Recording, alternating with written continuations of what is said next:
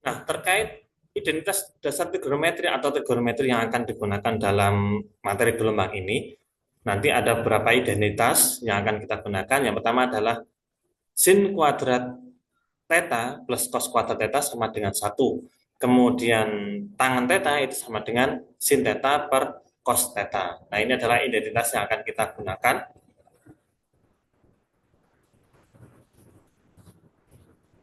Kemudian Kemudian sudut ganda itu yaitu ada sin 2 theta itu sama dengan 2 sin theta cos theta. Kemudian kalau cos 2 theta itu sama dengan cos kuadrat theta min sin kuadrat theta. Nah, ini adalah persamaan-persamaan yang akan kita gunakan untuk materi hari ini. Juga kita juga menggunakan aturan penjumlahan sinus, yaitu sin A plus sin B itu sama dengan 2 sin A plus B per 2 cos A min B per 2. Integrasi ini memungkinkan kita memecah interaksi dua gelombang menjadi gelombang pembawa dan gelombang modulasi. Atau dalam artian gelombangnya di sini ada semacam dua gelombang gitu ya. Nanti kita bisa menggabungkannya menjadi satu gelombang seperti itu. Nah, penggunaannya nanti di rumus trigonometri ini adalah yang pertama untuk analisis bit atau pelayangan, kemudian kita gunakan juga untuk superposisi gelombang dan juga untuk interferensi cahaya atau bunyi.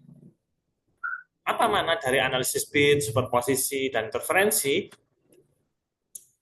Nah, kita awali dengan superposisi gelombang. Nah, superposisi gelombang digambarkan seperti gambar yang ada di sebelah kiri. Jadi itu ada dua gelombang. Kemudian dari dua gelombang ini eh, mereka bertemu di titik warna garis yang warna kuning itu ya, ada di sebelah garis kuning kiri dan garis kuning kanan. Nah, itu mereka bertemu. Nah, ketika dua gelombang bertemu, simpangan total adalah jumlah aljabar simpangan masing-masing. Dengan rumusnya adalah Y sama dengan Y1 plus Y2. Dengan rumus Y di video yang sebelumnya tadi, yaitu Y sama dengan A sin omega T plus Pi. Dengan omega sama dengan 2πf tadi. Nah, kita masukkan ke sini menggunakan F1 dan F2. Sehingga kita akan memperoleh Y sama dengan.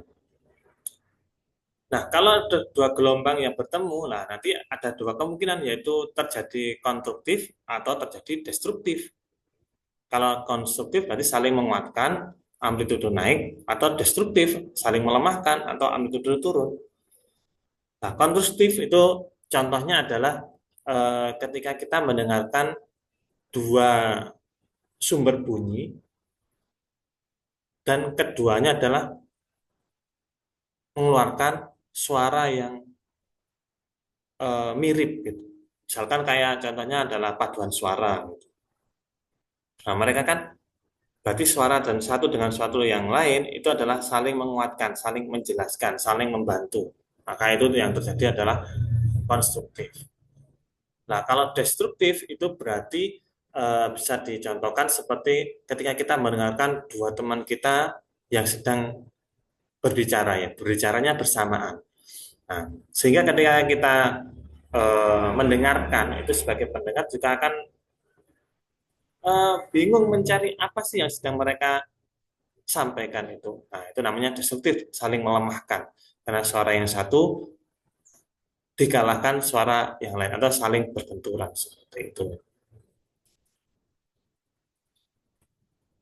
Oke, kemudian kalau fenomena bit itu adalah terjadi ketika dua gelombang dengan frekuensi yang hampir sama berinteraksi. Bisa juga dengan istilah pelayangan bunyi, yaitu terdengar bunyi keras, lemah, atau keras secara periodik. Ya. Gunaannya adalah yang pertama ketika menyetel instrumen seperti gitar dan piano, kemudian menyetel alat musik orkestra.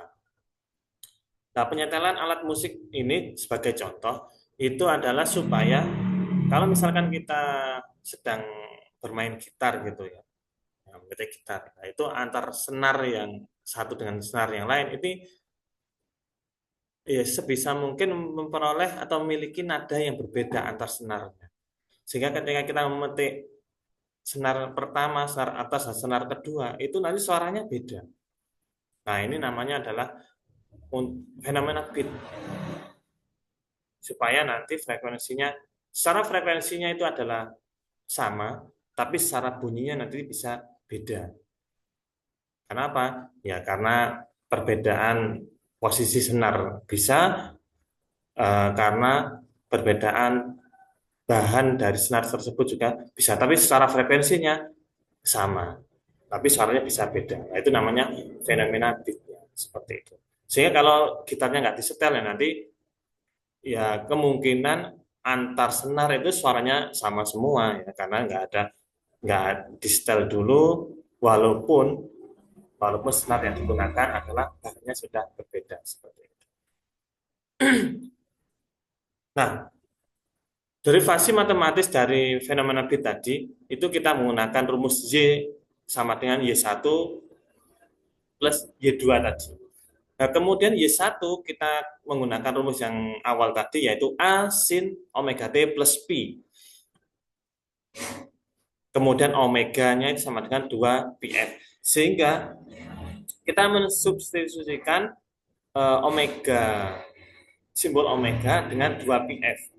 Sehingga omega 1 disubstitusi dengan 2πf1. Kemudian kemana simbol A? Nah, karena di sini adalah frekuensi, kita mengukurnya adalah per satu gelombang, maka nilai satu amplitudo dari satu gelombang adalah 1, sehingga A di sini adalah sama dengan 1, sehingga kalau di matematika 1 biasanya tidak dituliskan. Kemudian kemana simbol pi? Nah, karena di sini tadi kita hanya mengukur dalam satu gelombang, maka pi tadi itu adalah nilai dari kelebihan setelah gelombang pertama. Jadi gelombang pertama, satu gelombang sudah selesai, ada gelombang berikutnya, itu yang dinamakan pi. Nah, karena kita hanya menghitung satu gelombang saja per y-nya, maka pi-nya sama dengan 0. Nah, karena pi sama dengan 0, kemudian dimasukkan ke persamaan, sehingga kita memperoleh persamaan Y1 sama dengan sin 2pi F1T, kemudian Y2-nya sama dengan sin 2pi F2T. Nah, di sini kita memperoleh rumus penjumlahan sinus, yaitu sin A plus sin B, dengan A-nya adalah 2pi F1T, dengan B-nya 2pi F2T.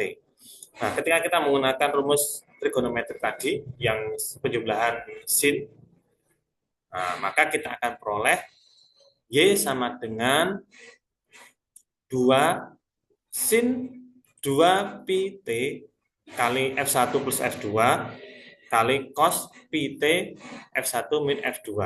Untuk bagian sin itu adalah bagian penjabarannya. Itu belum disederhanakan.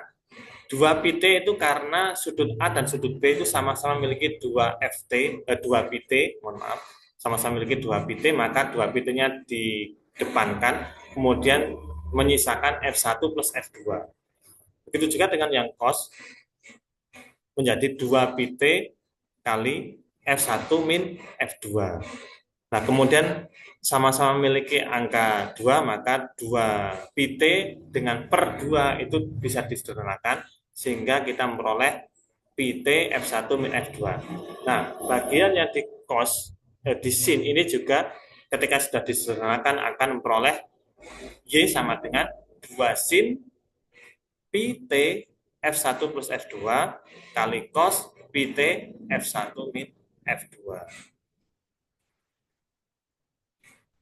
Nah, kemudian untuk frekuensi pelayangan, itu yang dinamakan dengan frekuensi bit tadi, dengan menggunakan persamaan F bit sama dengan F1 min F2.